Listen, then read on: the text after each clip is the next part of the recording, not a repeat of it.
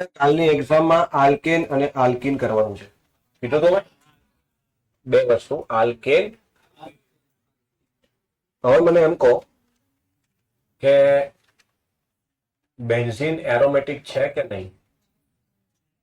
તો પેલી ત્રણ કન્ડિશનો ફોલો થવી જોઈએ. ત્રણમાંથી કોઈ એક નહીં, ત્રણે ત્રણ. પહેલું સાયક્લિક હોવું જોઈએ, સમતલીય હોવું જોઈએ. બીજું પાય ઇલેક્ટ્રોનનું સંપૂર્ણ વિસ્થાનીકરણ હોવું જોઈએ. વિસ્થાનીકરણ એટલે કોન્જુગેશન. અને ત્રીજું 4n+2 જેટલા પાય ઇલેક્ટ્રોન હોવા જોઈએ. સાયક્લિક છે, કમ્પ્લીટ કોન્જુગેશન છે, n બરાબર 1 મૂકો તો 6 પાય ઇલેક્ટ્રોન થાય, એ પણ છે.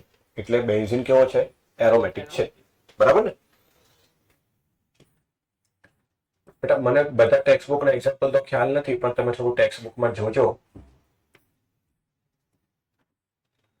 નેપ્થેલિન સાયક્લિક છે, સંપૂર્ણ કોન્જુગેશન, કમ્પ્લીટ કોન્જુગેશન છે. તો જો અહીંથી ચાલુ કરું, અહીંથી અહીંયા જોજો, double single double single double single double single double single double, સંપૂર્ણ કોન્જુગેશન છે. અહીંયા n ની કિંમત કેટલી થાય છે? તો 4n+2 પ્રમાણે કેટલા પાય ઇલેક્ટ્રોન થાય? 10 થાય ને? અને પાઈ બોન્ડ છે કેટલા? 5. 5 છે ને? દરેકમાં 2 ઇલેક્ટ્રોન. તો ભાઈ આ પણ એરોમેટિક છે, આ પણ એરોમેટિક છે. એવા બીજા બધા એક્ઝામ્પલ ટ્રાય કરશો? બોલો, ડખો નહીં કરો ને? આ બી થશે. એક એક્સેપ્શનલ અને ખૂબ સારું એક્ઝામ્પલ છે. આનું નામ છે ટ્રોપિલિયમ આયન. શું નામ છે? સાયક્લિક છે. હા, સંપૂર્ણ સ્થાનાંતરીકરણ છે કે નહીં જોઈએ. જોઈએ double bond, single bond, double bond, single bond, double bond, single bond plus. અહીંથી ચાલુ કરો તો double single double single double single plus છે. અને પાય ઇલેક્ટ્રોન બી કેટલા છે? 6. n બરાબર 1 મુક્ત આવે છે, તો આ પણ એરોમેટિક છે. તો ટેક્સ્ટબુકમાં બીજા 2-3 એક્ઝામ્પલ છે, ટ્રાય કરજો, આવશે. ત્યારે કે ત્રણે કન્ડિશન ફૂલફિલ થવી જોઈએ. ત્રણેયમાંથી એક બી ફૂલફિલ નહીં થાય તો વાત પૂરી થઈ ગઈ. ધારો કે પહેલી જ કન્ડિશન ફૂલફિલ ના થઈ તો બીજી જોવાની જરૂર, પણ પહેલી ફૂલફિલ થઈ ગઈ તો બીજી જોવાની. બીજી ફૂલફિલ નથી થતી તો ત્રીજી જોવાની જરૂર, પણ બીજી બી થઈ ગઈ તો ત્રીજી જોવાની. ત્રણેય કન્ડિશન ફોલો થાય તો જ એરોમેટિક છે, નહીતર નહીં. ઓકે, આગળ જવા દો. હવે ગજબ ટોપિક આવે છે બેટા, અહીં ધ્યાન આપજો.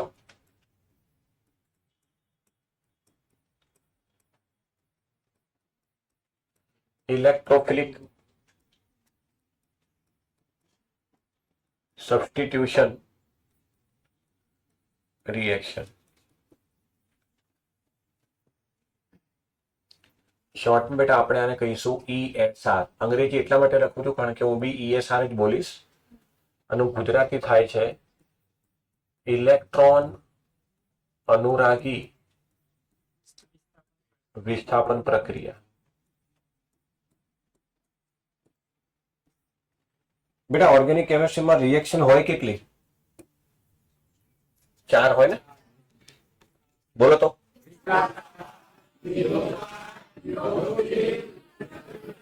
ફરી એકવાર.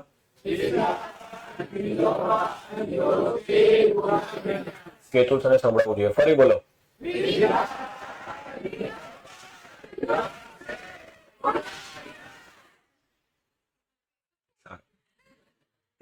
હવે તમે એક જગ્યાએ સાંભળ્યું હશે FSR.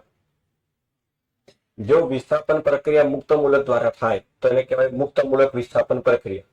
ઘણા બધા વિદ્યાર્થીઓને બેટા પ્રશ્ન થાય કે સાહેબ ઓર્ગેનિક કેમિસ્ટ્રીમાં રિએક્શન મિક્સ થઈ જાય છે. મેં તો હસ્તમેળાપ છે એવું કેવું મિક્સ થઈ જાય? તમે કોન્સેપ્ટ બેટા ભૂલી જાઓ તો એવું થાય. FSR ક્યારે જવાનું? જ્યારે હેલ્પર હોય. હેલ્પર સિવાય ક્યાંય FSR હોય નહીં, તો શાનું મિક્સ થાય છે? ESR માત્ર બેન્ઝીનમાં થાય, તો બેન્ઝીન સિવાય આ ક્યાંય જોવાનું નથી. આ જે પ્રોપર્ટી છે એ સ્પેસિફિકલી બેન્ઝીન માટે છે. કોના માટે છે? હવે સાંભળજો. જ્યારે બે પદાર્થ કે જે એકબીજા સાથે પ્રક્રિયા કરે છે એ બંને ખૂબ જ સ્થાયી હોય તો પ્રક્રિયા કરે જ નહીં. હા કે ના? હવે આમાં આપણે ઇલેક્ટ્રોનોરાગી પ્રક્રિયા લેવાનું છે. તો આ જે ટોપિક છે એમાં સૌથી ઇમ્પોર્ટન્ટ જે છે બેટા એ છે રિએજન્ટ. શું છે? રિએજન્ટ. કારણ કે આ પ્રક્રિયા કોની છે? બેન્ઝીનની. અને મેં ગયા લેક્ચરમાં લખાયું હતું all engineers of India are ready to go from. એમાં સૌથી પહેલા એરોમેટિક આવે. બેન્ઝીન એરોમેટિક છે. બેન્ઝીન સ્ટેબલ છે. સ્વર્ગના બાળક પાસે જ ઉભો છે. જેવું બાજુ ખોલશે પરીઓ દેખાશે ને. તો એ પ્રક્રિયા શું કામ કરે? તમે પાછો ધરતી પર બોલાવ શું કામ આવે? તો જ્યારે બેમાંથી એક પદાર્થ પ્રક્રિયા કરવા માટે ખૂબ નિષ્ક્રિય હોય અર્થાત ખૂબ સ્થાયી હોય, પ્રક્રિયા કરવા ના માંગતો હોય, તો રિએજન્ટ એવો લેવો પડે કે જે ખૂબ એક્ટિવ હોય. એ આને પ્રક્રિયા કરવા માટે મનાઈ લે. ચાલને મજા આવશે.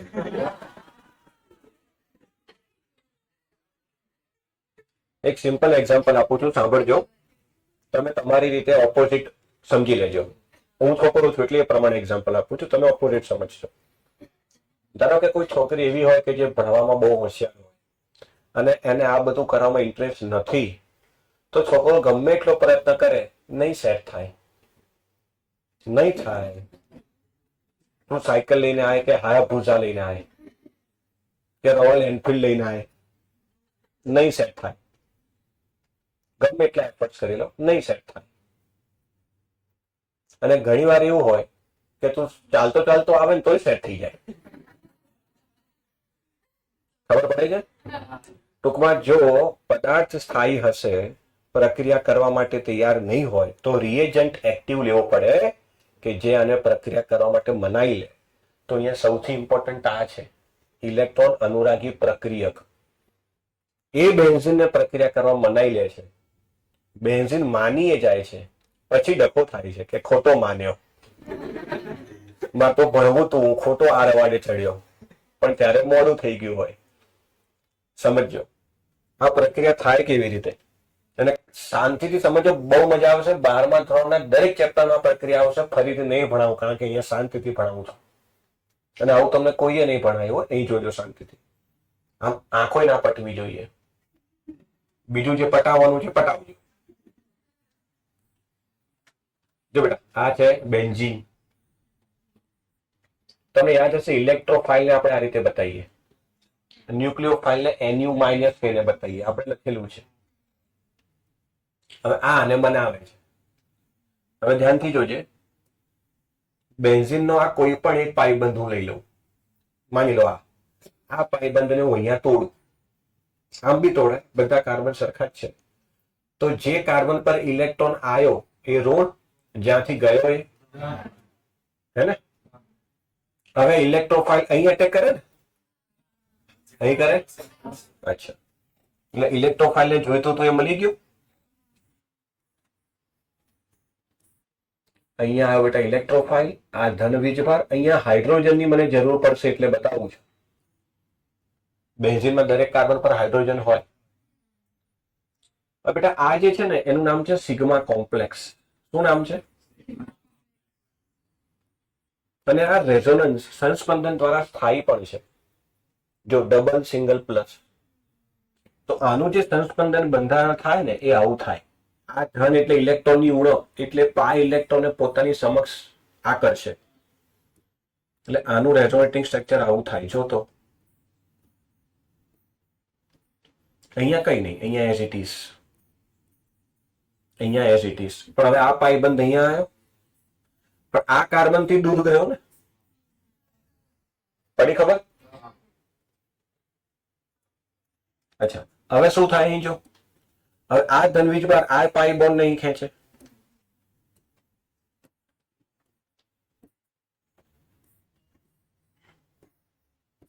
અહીંયા કઈ નહીં, એઝ ઇટ ઇઝ હાઇડ્રોજન. આ પાઈબંધ એઝ ઇટ ઇઝ, આ પાઈબંધ અહીંયા આવ્યો તો ધન વીજભાર અહીંયા આવ્યો. ટૂંકમાં આ જે સિગ્મા કોમ્પ્લેક્સ છે એના 3 સંસ્પંદન બંધારણ મળે. એટલે આ સ્થાયી તો છે. અને આનું બેટા રિયલ હાઇબ્રિડ શો કરું ને, રિયલ હાઇબ્રિડ સાચું બંધારણ. તો ધ્યાનથી જોજે, અહીંયા ઇલેક્ટ્રોફાઇલ, અહીંયા H. અને તમે ધ્યાનથી જુઓ તો સંસ્પંદન ક્યાંથી ક્યાં થયું? ધન વીજભાર અહીં, પછી અહીં ફરીને અહીં, અહીં ફરીને અહીં, અહીંયા આવ્યો તો ત્યાં નહીં કરવાનું, બાકી બધે સર્કલ કરી દેવાનું. બેન્ઝીનમાં જેમ આખું સર્કલ કરો છો એવું અહીંયા આખું કરવાનું, કારણ કે આ કાર્બન પર ધન નથી આવ્યો, એ અહીંથી ફરતો ફરતો ફરતો આમ ગયો છે. તો આ જે સિગ્મા કોમ્પ્લેક્સ છે ને એનું સાચું બંધારણ આ છે.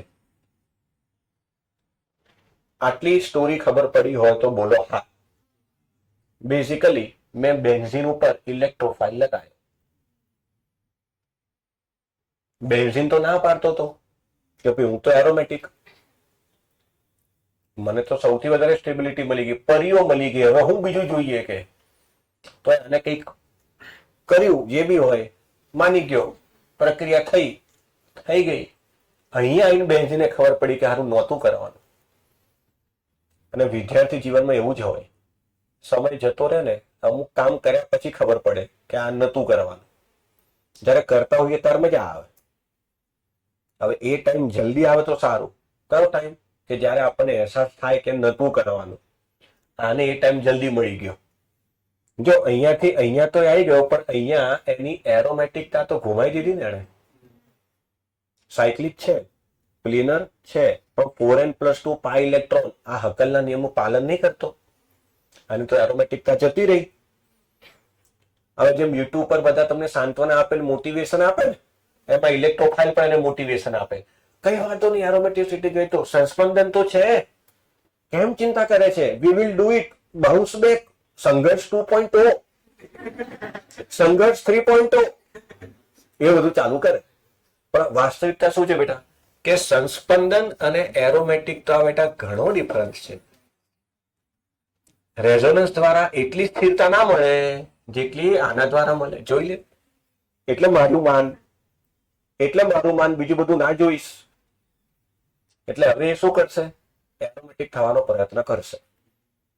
બેટા એરોમેટિક થવા માટે બેટા જાતે તો કઈ કરી નહીં શકે, કારણ કે એને ભૂલ કરી હતી, ભૂલનો પસ્તાવો હોય છે. એટલે હવે અહીંયા એક એના ભાઈબંધની મદદ લેશે, એ છે બેઝ. અને બેઝનું કામ છે પ્રોટોન ખેંચવાનું. બેઝ હોય ને, બેઝ એ શું કરે? પ્રોટોન ખેંચે. બેઝ એટલે યાદ કરો OH-. OH- આપણે ન્યુક્લિયોફાઇલમાં નહોતું લખ્યું? હા, તે પ્રશ્ન જવાબ સૂઝ્યો જ નહીં તમે. અહીંયા સાહેબ તમે એમ બોલો છો કે OH- બેઝ ન્યુક્લિયોફાઇલ એટલે કે કેન્દ્રાનુરાગી પ્રક્રિયકમાં તમે પહેલું જ ઉદાહરણ લખાયું OH- એ કેન્દ્રાનુરાગી પ્રક્રિયક છે. તો આ બહેરૂપિયો છે શું? શોધજો. મિત્રો 12માં તો હું જવાબ આપવાનો છું. બેઝનું કામ છે પ્રોટોન ખેંચવાનું. એટલે બેઝ બેન્ઝીનને કહે છે લાય પ્રોટોન આપ.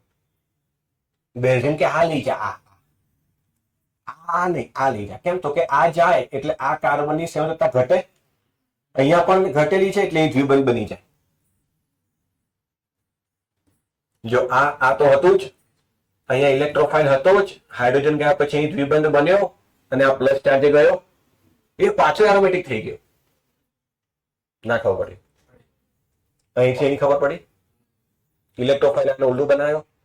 ચિંતા ના કર કે સંસ્પંદન છે, એની અંતરાત્મા જાણે છે કે સંસ્પંદનમાં ને એરોમેટિકતામાં કેટલો અંતર. મારે પાછું એરોમેટિક થવું છે, ભૂલ થઈ ગઈ, મારે ફરી ભણવામાં ધ્યાન આપવું છે, ભૂલ થઈ ગઈ, કોઈ હેલ્પ કરો. કોણ હેલ્પ કરે? અચ્છા, આ બેઝ નું કામ છે પ્રોટોન. બેઝ ને તો પ્રોટોન થી મતલબ છે ભાઈ. તો અહીંથી હાઇડ્રોજન આપ, અહીંથી આપ, મને કોઈ ફેર પડતો નથી. મારે તો હાઇડ્રોજન જોઈએ. બેન્ઝીન કે તારે હાઇડ્રોજન થી મતલબ છે તો કે આ લઈ જા. તો બેટા આ હાઇડ્રોજન જાય તો શું ફેર પડે? કે બેટા આ હાઇડ્રોજન જાય તો આ કાર્બનના 3 જ બંધ થયા ને. અહીંયા પણ 3 જ બંધ છે, અહીંયા બી એક હાઇડ્રોજન છે. એટલે અહીંયા બી કાર્બનની 3 વેલેન્સી, અહીંયા બી કાર્બનની 3 વેલેન્સી. એટલે શું કરે? પ્લસ ચાર્જ કરે, દ્વિબંધ બનાવે. નહીં સમજતા તો પાછો એરોમેટિક બની ગયો ને.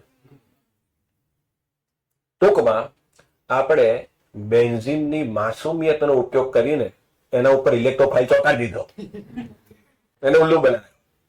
એરોમેટિક અહીંયા છે, બેન્ઝીન એમ કે અહીંયા એરોમેટિક છે, પણ તારા માથું ઇલેક્ટ્રોફાઇલ આવી ગયો ને હવે. એટલે કોઈ કે એવું માનવું, ચૂપચાપ જે થતું એ પડ્યા શાંતિથી કરો.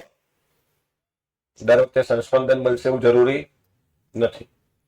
તો કોઈ પણ ESR હોય, કોઈ પણ પ્રોસિજર આ થાય, શું થાય? બેન્ઝીન ઉપર ત્યારે ઇલેક્ટ્રોફાઇલ હુમલો કરે, શું બને? Sigma complex. આનું નામ એરિનિયમ આયન પણ છે, ટેક્સ્ટબુકમાં લખેલું હશે. ટેક્સ્ટબુક છે બેટા બહુ ખતરનાક ચોપડી છે. હવે થોડી વાર હું સાબિત કરી આપું. આમાં સંસ્પંદન થયું, પછી ખબર પડી એટલે ભૂલ થઈ ગઈ, નહોતું કરવાનું. મારે તો એરોમેટિકતા પાછી જોઈએ, તો બેઝ ને હાઇડ્રોજન આપીને પાછો એરોમેટિક બને. ESR કોઈ પણ હોય પ્રક્રિયા આ જ રીતે થાય. હવે બેટા તું અહીંયા ઇલેક્ટ્રોફાઇલ બદલ્યા કર, ની પછી બદલાયા કરશે. હવે તારે એ જ શીખવાનું છે કે ઇલેક્ટ્રોફાઇલ કોણ અને બેઝ કોણ, બરબાદ કરનાર કોણ અને બચાવનાર કોણ. આટલું ખબર પડી ગઈ તો 5 ESR થઈ જશે. ESR છે કેટલી? હું જે સિક્વન્સમાં બોલું એ જ સિક્વન્સમાં બોલવાનું, બીજું કઈ ભેગું કરવાનું નહીં. બોલો. હેલોજિનેશન, નાઇટ્રેશન, સલ્ફોનેશન, સલ્ફોનેશન નહીં, બરાબર? સલ્ફોનેશન નહીં, સલ્ફોનેશન, આલ્કાઇલેશન, એસાઇલેશન. પહેલું ભણાવું છું. પહેલું કયું? હેલોજિનેશન.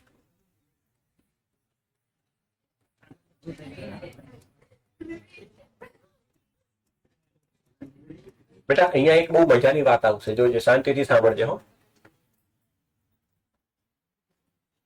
અહીંયા બેટા આપણે જે રિએજન્ટ લેવાનો છે ને એ છે Cl2 પ્લસ FeCl3. અહીં ધ્યાન આપજો. Cl2 plus FeCl3. Chlorine chlorine વચ્ચે બેટા સહસંયોજક બંધ છે, હા કે ના? તો દરેક ક્લોરીને એક ઇલેક્ટ્રોન શેર કર્યો. હવે FeCl3 માં કેન્દ્રીય પરમાણુ કોણ? Fe. એને કેટલા બંધ બનાયા? દરેક બંધમાં કેટલા ઇલેક્ટ્રોન? તો 3 બંધમાં કેટલા? ઓક્ટેટ કમ્પ્લીટ કરવા થવા કેટલા જોઈએ? 2 જ ખૂટે છે. અરે યાર, કેટલા ઇલેક્ટ્રોન ખૂટે છે? તો એને ક્લોરીન થી મતલબ છે કે 2 ઇલેક્ટ્રોન થી? ક્લોરીન કે ઇલેક્ટ્રોન? એટલે આ કહેશે મને 2 ઇલેક્ટ્રોન આપ, તો આ 2 ઇલેક્ટ્રોન સાથે આખું ક્લોરીન ઉઠાઈ લે. 2 ઇલેક્ટ્રોન સાથે ક્લોરીન આવી ગયો, કશો વાંધો નહીં, મારે તો ઇલેક્ટ્રોન જોઈએ. તો થયું શું? FeCl3 હતું, ન્યુટ્રલ હતું, 4 થયો, -3 ઇલેક્ટ્રોન વધ્યા, હા કે ના? અને મજાની વસ્તુ જે તમે 11મા ધોરણમાં પહેલી વાર ભણી રહ્યા છો, હેલોજન પ્લસ. આની જોડે દૂર ગયા ને? શું કરું? પીરિયોડિક ટેબલમાં મેં જ તમને ભણાવ્યું હતું કે ડાબેથી જમણે જવાનું વિદ્યુત ઋણતા વધે. 17માં સમૂહ તત્વને વિદ્યુત ઋણતા વધારે હોય, હેલોજન વિદ્યુત ઋણ હોય. આ જો હેલોજન ધન કીધું તો ને, આ પ્રક્રિયામાં રિએજન્ટ જ અગત્યના છે. જે ઇલેક્ટ્રોફાઇલ બને છે ને એ કેમનો બને છે એ જ ગજબની વસ્તુ છે. હવે અહીંયા વિચાર કરો તમે, હેલોજન પ્લસ ઇલેક્ટ્રોફાઇલ છે. મજા આવી? તો બેટા આ તારો ઇલેક્ટ્રોફાઇલ બન્યો અને આ તારો બેઝ બન્યો. આમાં જે હેલ્પ કરે છે ને બેઝ કરે છે, ખબર છે? ગજબ બનશે જોજો આમાં. પેલી રિએક્શન તો સિમ્પલ છે. બેન્ઝીન લીધો, અહીંયા લખવાનું Cl2 FeCl3, એમાંથી બન્યું શું? અચ્છા, એટલે અહીંયા માઇનસ, અહીંયા પ્લસ, અહીંયા એટેક કરશે. બોલો, આ બધું બેટા મેં હમણાં સમજી દીધું એ જ છે. અહીંયા આવ્યો ક્લોરીન, હાઇડ્રોજન, ધન, રેઝોનન્સ દ્વારા સ્થાયી, પણ ભૂલનો અહેસાસ થઈ ગયો. હવે બેઝ કોણ છે બેટા? આનું કામ છે પ્રોટોન ખેંચવાનું. પ્રોટોન લઈ લીધો પછી શું બન્યું? માઇનસ ગયો ને, પ્લસ આવી ગયો હાઇડ્રોજન એટલે. અચ્છા, હવે આનું આ રીતે લખી શકું? જે લીધું તે પાછું મળ્યું. ટૂંકમાં આનું કામ છે આ બનાવવાનું, બસ. આનું કામ શું છે? Cl પ્લસ બનાવવાનું, છેલ્લે પાછો મળે છે. ચાલો, હાઇડ્રોજન આની જોડે ગયો,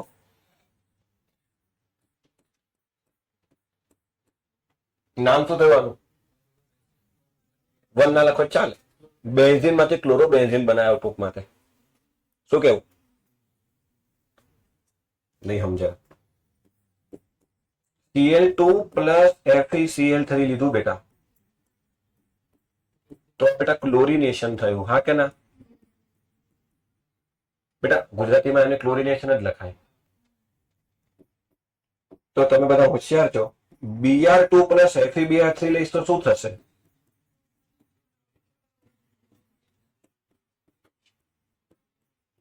બોલો, આમાં કઈ સમજાવવા જેવું છે? સિમ્પલ છે ને? હવે મગજ વાપરો. હું Cl2 પ્લસ FeBr3 લઉં તો શું થશે? બ્રોમોક્લોરિનેશન, હે ને?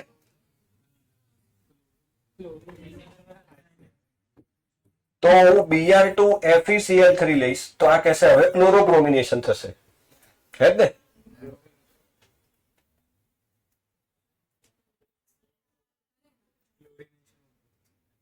બેટા ધ્યાન રાખજો, આનું કામ શું છે?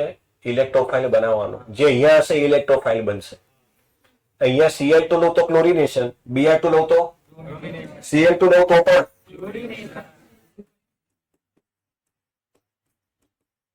અને અહીંયા શું થશે? સમજાય છે? એટલે આવું બધું આવે તો ગભરાવાનું. આનું કામ શું છે બેટા? ઇલેક્ટ્રોફાઇલ બનાવવાનું. ઇલેક્ટ્રોફાઇલ બને છે તો અહીંથી ને, અહીંયાથી ટૂંકમાં અહીંયા જે લખ્યું હોય ને એ થાય.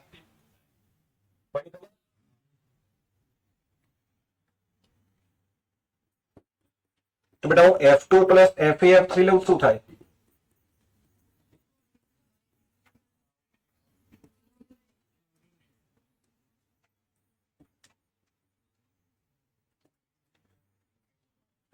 શું મજાક કરો છો? થાય જ નહીં ને. કેમ F પ્લસ બનાવશો તો F પ્લસ એટલે સમજે છે કે નહીં? આને ઓક્ટેટ કમ્પ્લીટ કરવી છે ને બેટા. એ અહીંયા ધારો કે ફ્લોરિન હોય ને, એ આનો ઇલેક્ટ્રોન ખેંચે છે, આ એનો લઈ લે તો તારા વધારે ઓક્ટેટ ખાલી થઈ જશે. તું જા નહીં થઈ સિગ્નલ ભિખારીની કિલ્લર લઈ લે. બેઠો BMW જો ફ્લોરિન પાસે ઓલરેડી કેટલા બધા ઇલેક્ટ્રોન છે. જો આ વિચારો કે એક તો ઇલેક્ટ્રોન આ પ્લીઝ પતી જઈશ અને પૂરો થઈ જઈશ, હળગી જઈશ, મરી જઈશ નહીં. આની જોડે નહીં.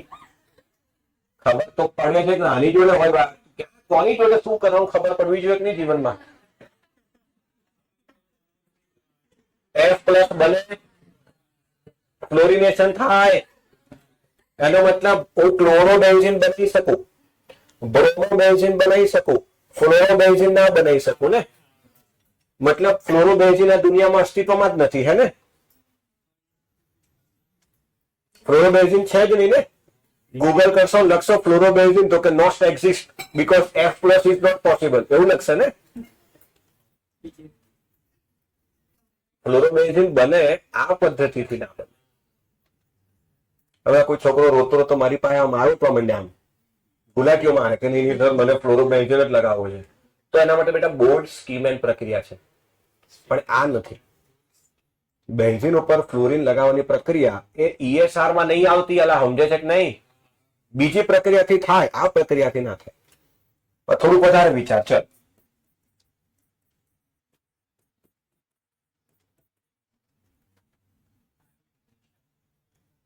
આયોડિનેશન તો ધ્યાન રાખજો, આ પણ ના થાય. આયોડિન છે ને બેટા બહુ બલ્કી છે એટલે પ્રતિવર્તી પ્રક્રિયા આપી દે. પ્રતિવર્તી એટલે અહીંયાથી આમ થયું પાછું આ બની ગયું. ખ્યાલ આવ્યો? પણ જો એવું લખ્યું હોય I2 પ્લસ FeI3 અને એરોની નીચે લખ્યું હોય સાંદ્ર HNO3 તો પ્રબળ ઓક્સિડેશન કરતા થયો. આજો અહીંયા નાઇટ્રોજનની ઓક્સિડેશન અવસ્થા +5 છે, જે એની મહત્તમ ઓક્સિડેશન અવસ્થા છે. નાઇટ્રોજન +5 માંથી +6 માં જઈ શકે ના.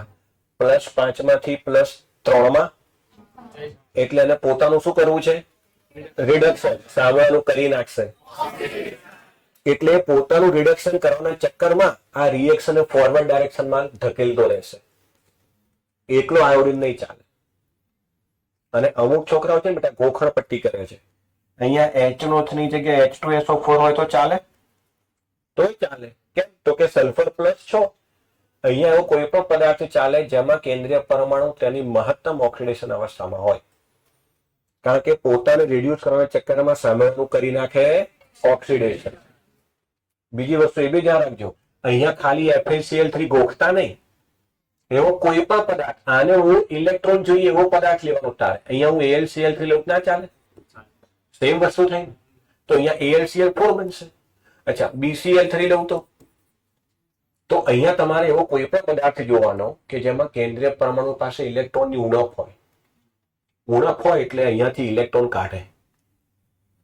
દર વખતે અહીંયા Cl2 FeCl3 નહીં લખ્યું હોય, એ લખ્યું હશે Cl2 FeBr3. રડવાનું નહીં, બચાવો બચાવો, આવું તો મને નહીં ભણાયું. મેં તો આ લખ્યું, અહીંયા લખી નાખે Cl2 AlCl3. તો ક્યાં તો હતું જ નહીં, છે ચોપડીમાં લખેલું છે. સમજવું પડે? ઓકે.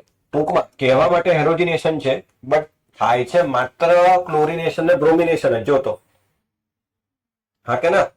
આયોડિનેશન થતું નથી, ફ્લોરિનેશન બી થતું નથી.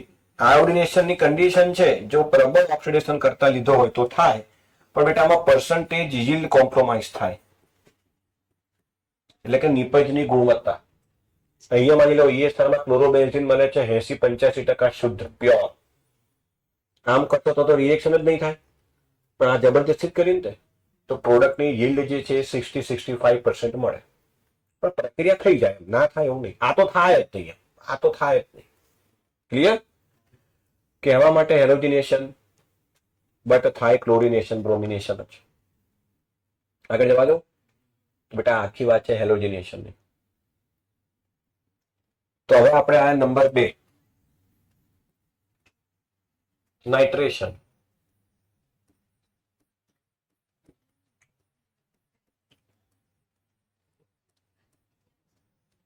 બેટા નાઇટ્રેશનમાં સાંદ્ર HNO3 અને H2SO4 લેવામાં આવે. અહીં ધ્યાન આપજો.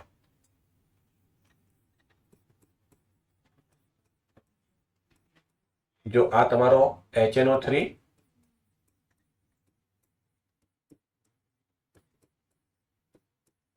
અને આ H2SO4. બોલ બરાબર છે?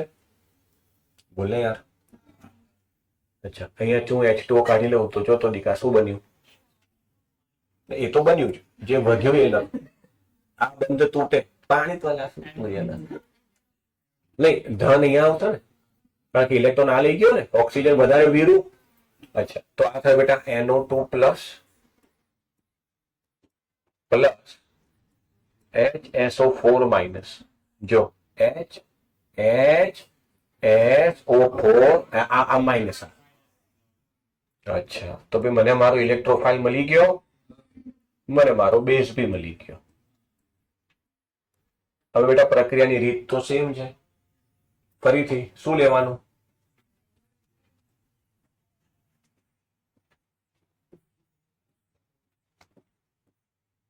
અચ્છા, અહીંયા લખ્યું હશે બેટા કોન્સન્ટ્રેટેડ સાંદ્ર HNO3 H2SO4. બોલ આમાં ઇલેક્ટ્રોફાઇલ કોણ બન્યો?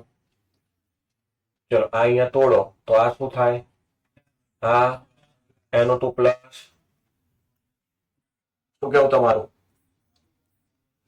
એટલે અહીંયા બેટા NO2, અહીંયા હાઇડ્રોજન, સિગ્મા કોમ્પ્લેક્સ થાય, પણ એરોમેટિક જેટલો નહીં.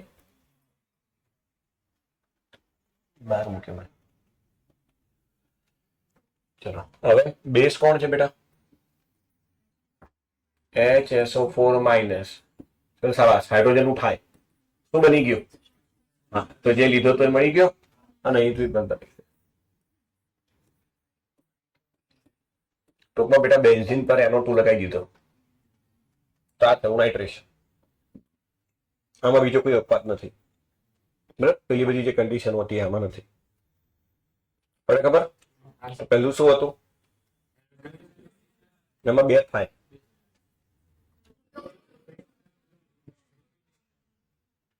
Cl2 પ્લસ FeBr3 હોય તો જે આગળ લખ્યું હોય થાય. ત્રીજું આયા સફોનેશન. સલ્ફોનેશન.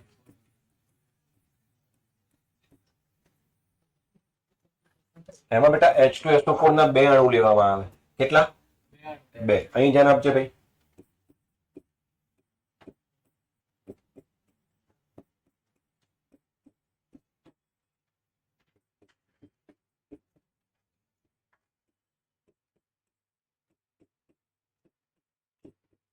ઓકે,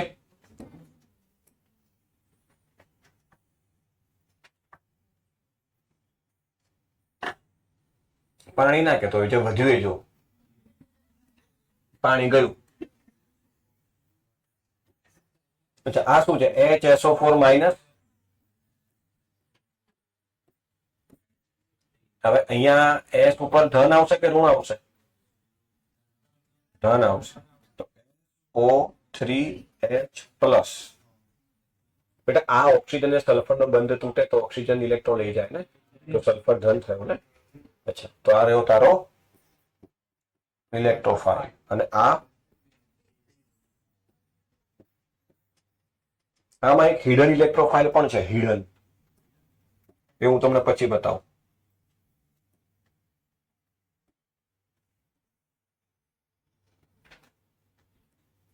પેલા તો રિએક્શન કરીએ. ચાલ ચાલુ પડી જાય.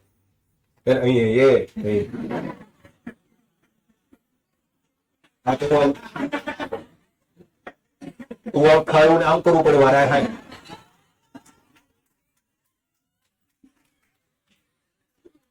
મારા લેક્ચર મજા આવે, ભણતા રહેવાનું, મજા કરતા રહો. બહુ તો તમને નહીં થવાનું, તમને કંટાળો નહીં આવે. Don't worry.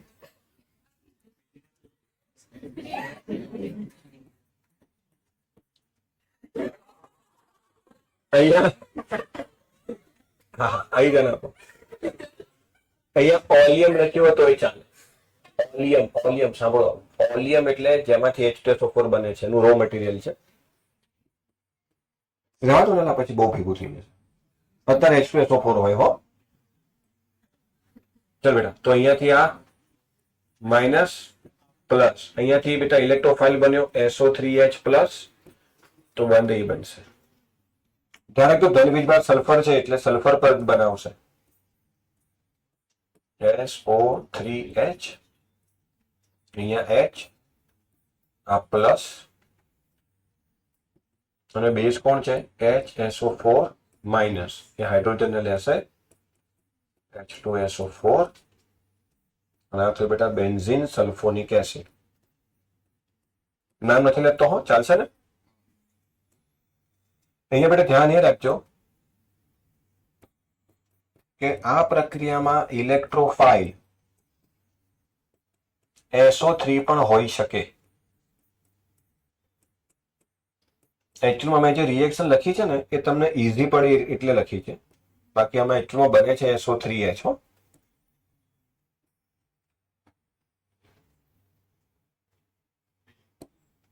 ઓહો,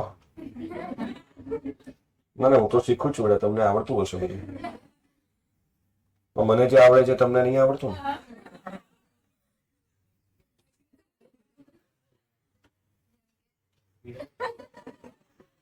નીરવ સરને પૂછી લેજો.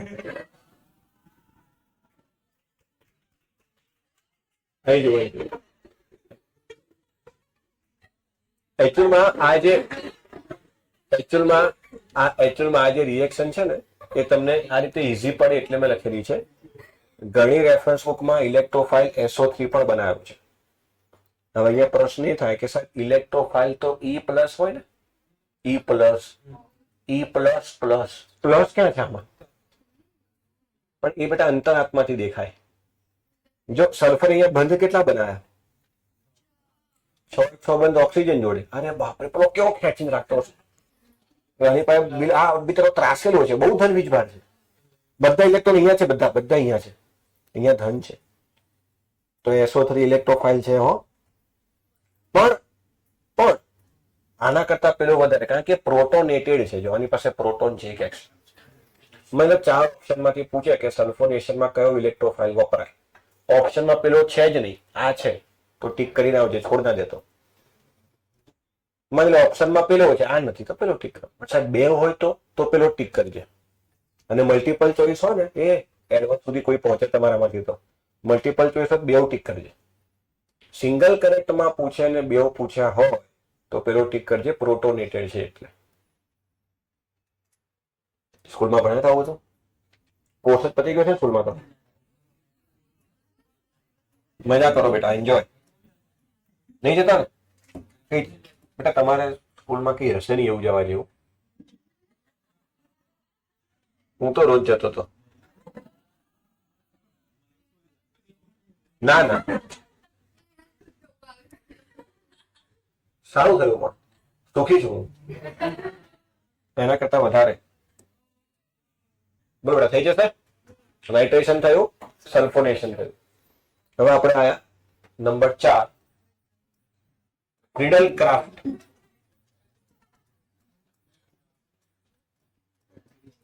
આલ્કાઇલેશન.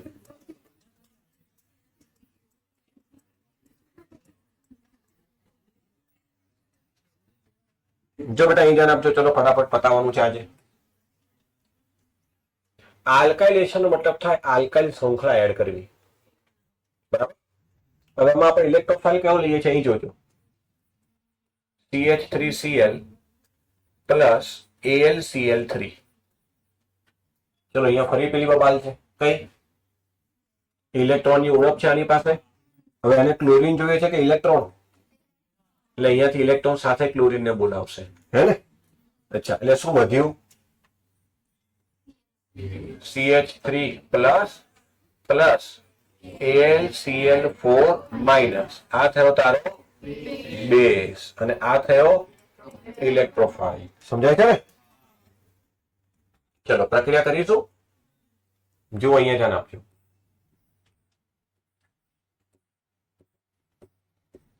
ચલો બેન્ઝીન લીધો, ઇલેક્ટ્રોફાઇલ કોણ બન્યું? CH3 plus. ચલો આ બંધ અહીંયા તોડ્યો મેં, તો આ માઇનસ આ પ્લસ, તો ઇલેક્ટ્રોફાઇલ અહીંયા એટેક કરશે જ્યાં ઋણ વીજભાર છે ત્યાં. હા કે ના? તો આ થયો તમારો CH3. અહીંયા છે હાઇડ્રોજન. આ ધન સંસ્પંદન દ્વારા સ્થાયી, બધું ફરી દોરવાની જરૂર નથી. અને બેઝ કોણ છે બેટા? એ શું કરશે? પ્રોટોન ને લેશે. એટલે શું બનશે? AlCl4 એટલે કે HCl અને AlCl3 પાછા મળી જશે. અને બેન્ઝીન ઉપર CH3 રહી જશે. આનું નામ બોલજો. ટોલ્યુઇન ને, અથવા મિથાઇલ બેન્ઝીન. ટૂંકમાં મેં અહીંયા બેન્ઝીન ઉપર આલ્કાઇલ ગ્રુપ લગાવ્યું. કયું ગ્રુપ લગાવ્યું? હવે માની લે હું અહીંયા CH3CH2Cl લેત તો શું બને? Ethyl benzene. અહીંયા CH3CH2 હોત તો CH3CH2 આગળ. અહીંયા ટૂંકમાં હું જે લઉં ને એ અહીંયા બને. થોડુંક વિચારો. મારે આઇસોપ્રોપાઇલ બેન્ઝીન બનાવવું છે તો આલ્કાઇલ હેલાઇડ કયો લેવો પડે?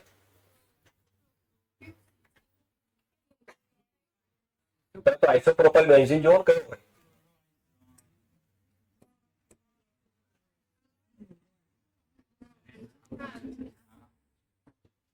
જો મારે આઇસોપ્રોપાઇલ બેન્ઝીન બનાવવું ને બેટા, તો આઇસોપ્રોપાઇલ બેન્ઝીન આવું થશે.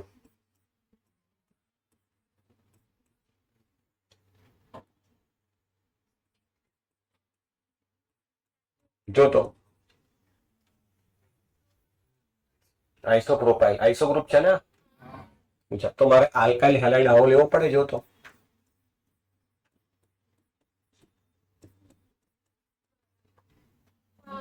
આઇસોપ્રોપાઇલ ક્લોરાઇડ લેવો પડે.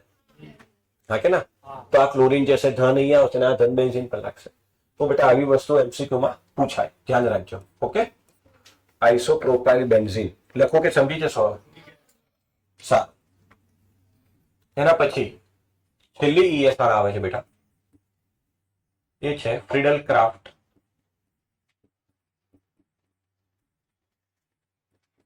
એસાઇલેશન. ગુજરાતીમાં બેટા એસાઇલેશન જ લખાય છે, કોઈ ચિંતા નહીં. આમાં બેટા આલ્કાઇલ ગ્રુપ લગાવવાનું, આમાં COCH3 ગ્રુપ લગાવવાનું. જો અહીંયા ધ્યાન આપો શું કરવાનું. CH3 C double bond O Cl plus AlCl3. અચ્છા, અહીંયા હું લખવાનું ભૂલી ગયો, એનહાઇડ્રસ AlCl3 નિર્જળીય. આમાં પાણી ના હોવું જોઈએ, ભેજ પણ ના હોવું જોઈએ. એનહાઇડ્રસ સૂકું લેવાનું, ડ્રાય. ચલો ફરી બેટા વાત એ જ છે. આ ક્લોરીનને ઇલેક્ટ્રોન સાથે બોલાવશે. શું બન્યું? CH3C double bond O plus AlCl4 minus. આ થયો અને આ થયો. બસ, તો પ્રક્રિયા તો તમને આવડે છે.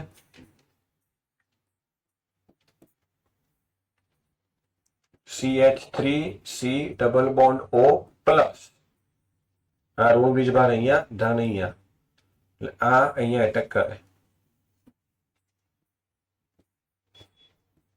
C double bond O CH3H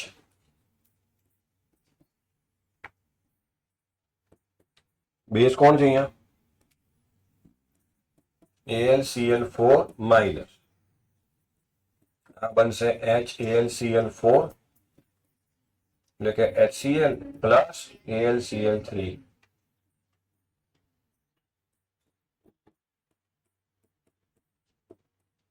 આનું IUPAC નામ બોલો છો. IUPAC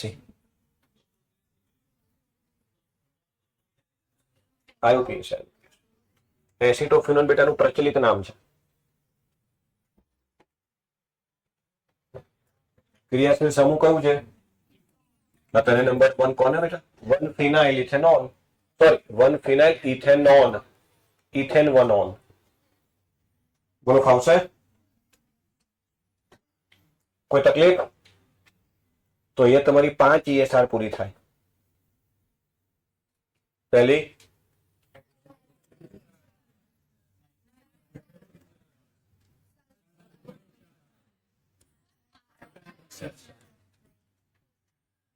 એસાઇલેશન અલા. ટૂંકમાં એની સમરી હું બોર્ડ પર લખું છું, જોતા જજો. બરાબર છે?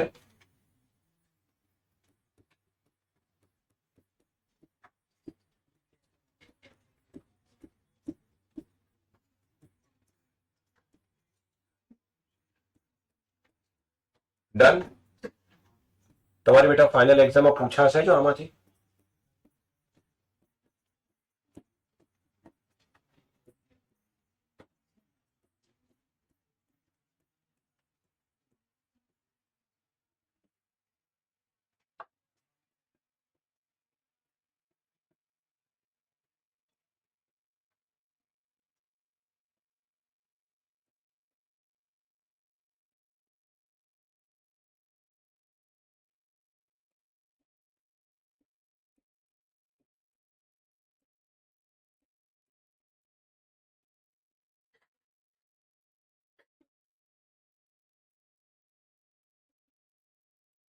હવે બેટા મારે એ કહેવાની જરૂર છે કે અહીંયા CH3 CH2 COCl હોય તો શું બને? ફાવશે? અચ્છા, હવે તમારે બેટા ઘરે જઈને એક ટેબલ બનાવવાનું છે.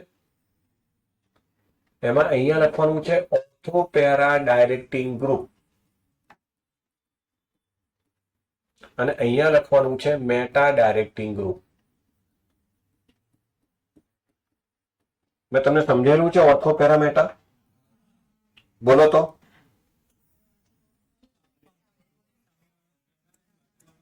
અચ્છા, એક મિનિટ. બોલો, આમાં ઓર્થો કયું? કોની સામે? હા, આમાં ઓર્થોપેરા ના થાય. હવે હું જે બોલું એ સમજજે મારા વાળા. સાંભળજો.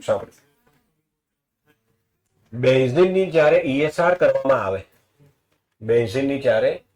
કરવામાં આવે તો દાખલ થતો ઇલેક્ટ્રોફાઇલ બેન્ઝીનના કોઈ પણ કાર્બન સાથે જોડાઈ શકે છે, કારણ કે બધા જ કાર્બન સિમેટ્રિકલ છે, સમમિતીય છે. ભાઈ તમે એક વસ્તુ સમજો, તમે બધામાં આ પાઈ બંધ તોડો ઇલેક્ટ્રોફાઇલ નહીં લગાવ્યો, તું આ તોડે તો નહીં લાગે, તો બને તો આ જ ને. ધારો કે CH3 અહીં લાગ્યું છે, એના બદલે અહીં લાગ્યું હોત તો એનું નામ બદલાઈ જાત, મિથાઇલ બેન્ઝીન જ રહેત ને. સમજાય છે? ભાઈ તું આ પાઈ બંધ તોડ તો CH3 અહીં લગાવત, થાય તો એ જ. કહેવાનો મતલબ કે બેન્ઝીનમાં દરેક કાર્બન સરખા છે, એટલે દાખલ થતો ઇલેક્ટ્રોફાઇલ કોઈ પણ કાર્બન પર જોડાઈ શકે.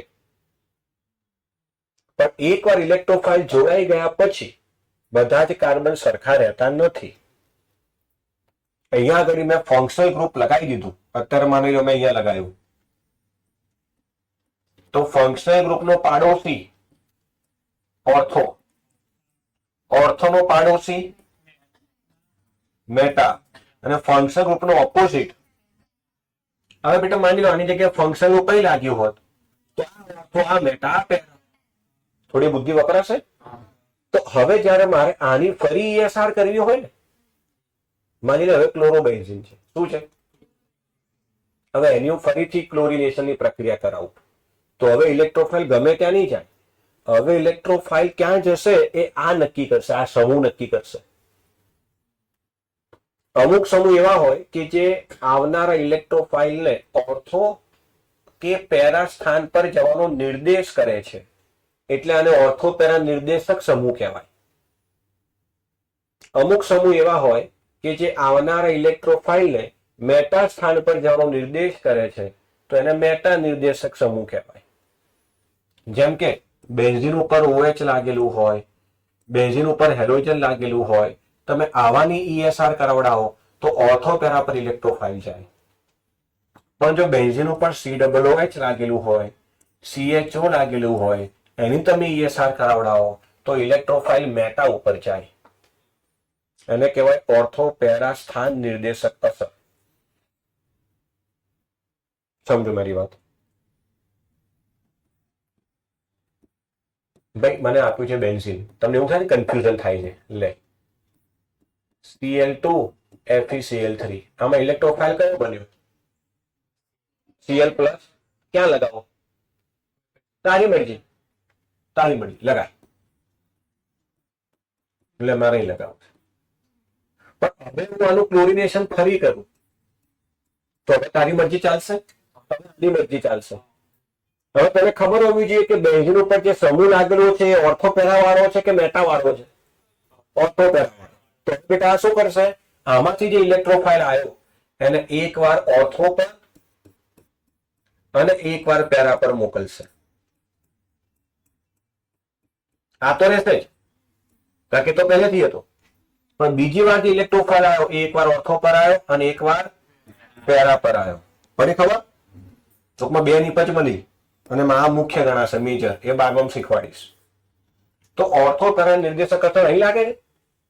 ના, અહીંયા નહીં. જ્યારે ઓલરેડી કોઈ બેન્ઝીન ઉપર સમૂહ લાગેલું હોય અને તું એની ESR કરે.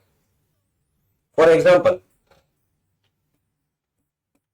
મેં અહીંયા ઓલરેડી બેન્ઝાલ્ડિહાઇડ લીધેલું છે અને હવે હું અહીંયા પ્રક્રિયામાં લખું છું કોન્સન્ટ્રેટેડ HNO3H2SO4. બોલ કયો ઇલેક્ટ્રોફાઇલ બન્યો? આ નાઇટ્રેશન થયું યાર, NO2+ બને. ક્યાં લખે? મારી મરજીથી. તો આ કયો સમૂહ છે તને ખબર હોવી જોઈએ. આ કયો સમૂહ છે? હા, તો એ સમૂહ ખબર હોવી જોઈએ. તો હવે એ ઇલેક્ટ્રોફાઇલ ક્યાં મોકલશે બેટા? મેટા પર. તો એ વખતે તને આ નિપજ મળે. તો ટેક્સ્ટબુકમાં ઓર્થો પેરા મેટા નિર્દેશક સમૂહો આપેલા છે, એ તમારે ટેબલમાં લખી લેવાના. તો ચોપડીમાં મજાની વાત તમને કહું. ચોપડીમાં શું કર્યું છે કહું તમને? ચોપડીમાં તમને પહેલા આ સમજાવી દીધું,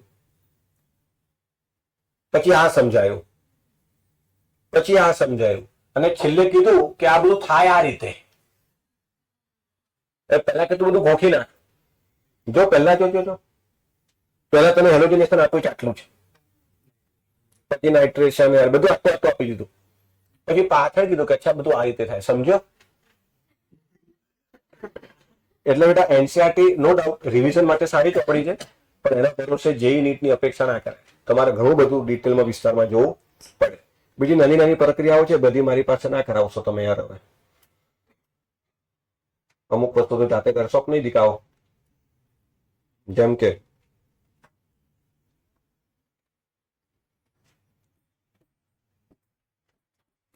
બેન્ઝીનની 3 મોલ Cl2 સાથે પ્રક્રિયા, તો ભાઈ આ બધા દ્વિબંધ તૂટી જાય, બધી જગ્યાએ ક્લોરીન લાગી જાય. આવું નાનું નાનું કરવાનું મારે શરમ ના આવે? બોલ. હેક્સાક્લોરોસાયક્લોહેક્સેન, હેક્સાક્લોરોસાયક્લોહેક્સેન અથવા 1 2 3 4 5 6 હેક્સાક્લોરોસાયક્લોહેક્સેન. ગેમેક્ઝીન હોય ને, ગેમેક્ઝીન તો પાવડર આવતો તો વ્હાઇટ કલરનો જંતુનાશક. થોડુંક તો વાંચો તો આપણે બધું બોલી દઉં અહીંયા. બોલો બેટા, ફાવશે? કોઈ તકલીફ? તો અહીંયા તમારું ધોરણ 11 પૂરું થાય.